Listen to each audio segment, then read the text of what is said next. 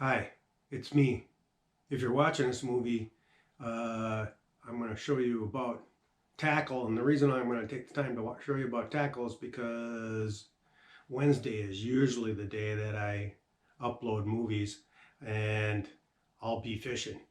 And so it'll be my last ice fishing trip for the year, I think. I'm not 100% sure. But I thought maybe I'd show you the simple tackle that I use. I've been pretty successful with it, and for ice fishing for walleyes, I could use some help on learning how to catch panfish. But for now, this is what we're going to use. Okay, basically pretty simple. Lake of the Woods, Rainy Lake, most of the Canadian Shield lakes. Them walleyes, they like jigs, and almost always I go with a gold jig. I start out with a gold jig, and I put a minnow on that, and then I also start out with a pink jig. I use these tungsten pink jigs, and I stick the hook inside the fish's mouth, and I come right out the cranium with this little tiny jig, and I drop that down. Typically on this pink jig, I set it on a bobber, and because this is the way I start out with one of these little tungsten pink jigs on one line and a gold jig on the other line. And what I do is I see what happens if I can attract the fish with the gold jig when I'm jigging. And because it's big and flashy, a lot of times they will come and the fish will come in and they'll take that little pink jig that's underneath the bobber and take it right down. You'll notice that I have lines already attached to my different various jigs. This one doesn't have a line, but I do that so that I can quickly change out from one color to the next. I use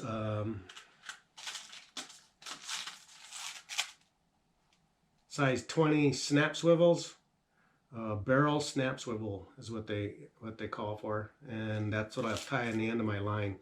And then for bobbers, then I use this type of bobber stop, a little rubber ones, mainly because it irritates me with the tie-on type and the string that's hanging around, and I just think that they slide up and down that monofilament line. I typically use a 6 to 8 pound monofilament line.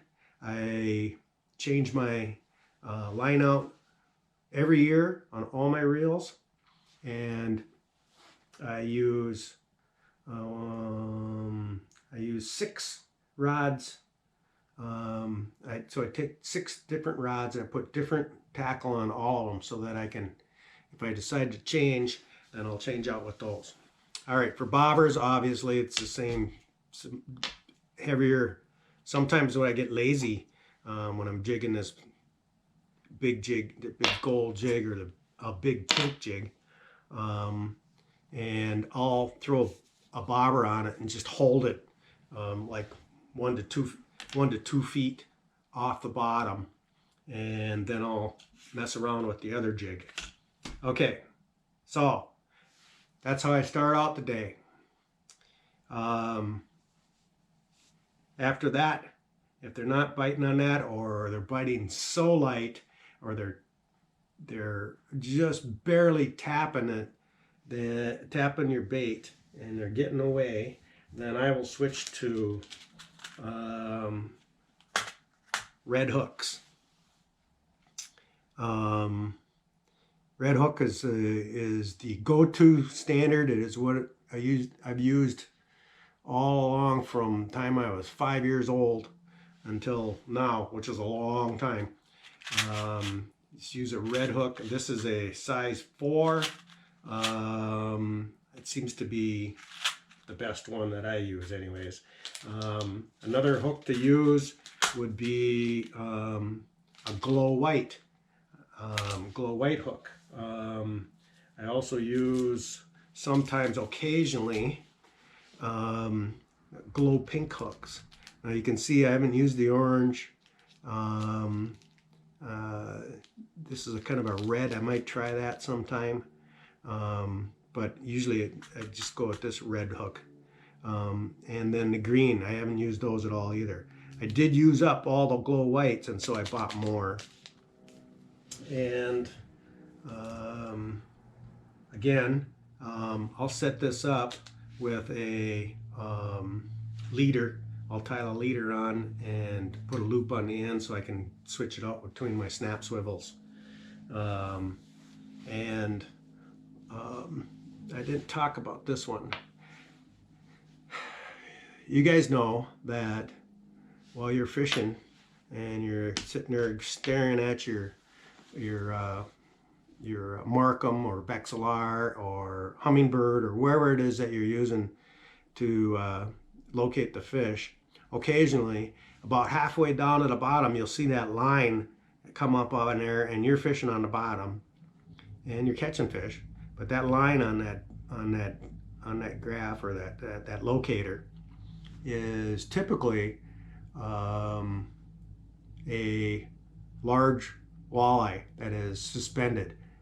Don't know why they do that. I've actually had them come from maybe 15 feet off the bottom and swim down and pick up a gold jig that's 2 feet off the bottom.